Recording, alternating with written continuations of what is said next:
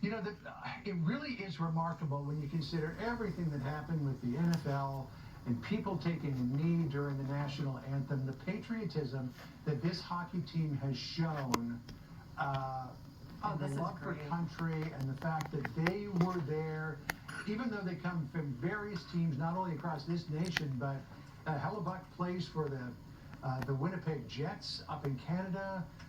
Johnny Gaudreau was playing for the Calgary Flames. His jersey was paraded around the ice and included in the medal ceremony after he was tragically killed back in 2024 by a drunk driver.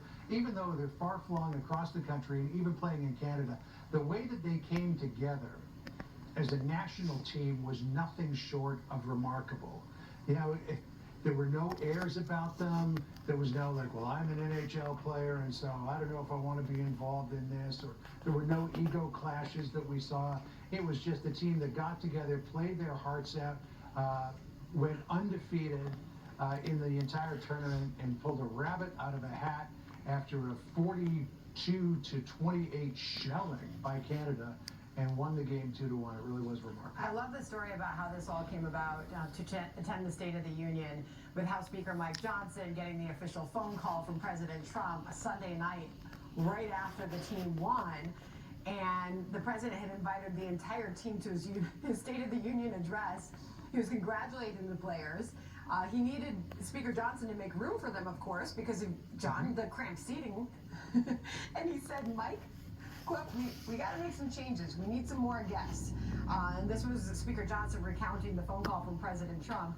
And he said, how many exactly should we make room for? And the president said, the whole team. So here we go. Well, it's ironic that there's going to be 36 empty seats on the Democratic side of the House. Now, law prohibits the hockey team from sitting in those seats. But, maybe there's a way around that, because there's plenty of seats on the Democratic side that the hockey team could sit in. Oh, this is great. Meeting with military personnel there at Joint Base Andrews. As I think it was Speaker Johnson said, this is going to be a great moment for America. Everybody is just, in celebration mode.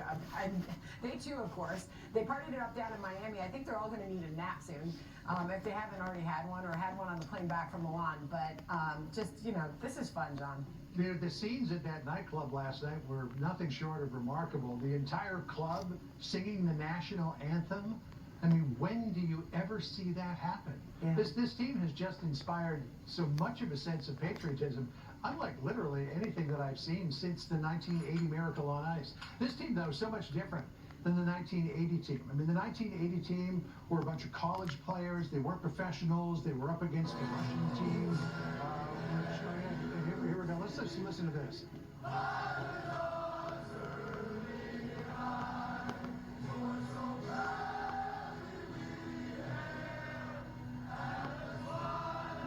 I love this. I absolutely love this.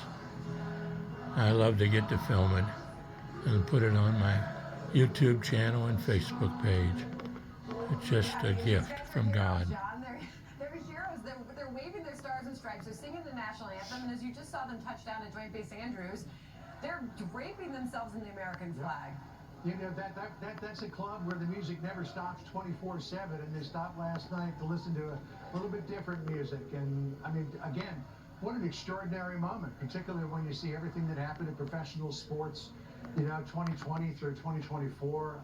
For them to unapologetically say they love the United States of America, carry around the flag where so many people are burning it, even in this country, and then to stop that club in Miami, stop the thumping music to sing the national anthem, as they make their way unapologetically to the White House, even though they have been roundly criticized on social media for accepting the invitation and for speaking with the president in the locker room. I mean, it's just great to me that they're like, we don't care what the naysayers have to say. We believe in the United States of America. We love it, and we're going to. And I love it too. And so does Miss June. Right, hon? Amen, she says. These United States, because it's the land that we love. I mean, you don't see that very often. The women's team, the women's hockey team, was invited to come tonight. They said they had a scheduling issue.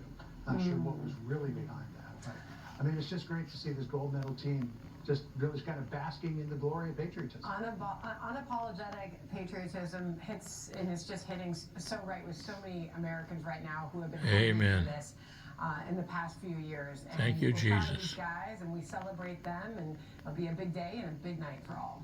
Yep.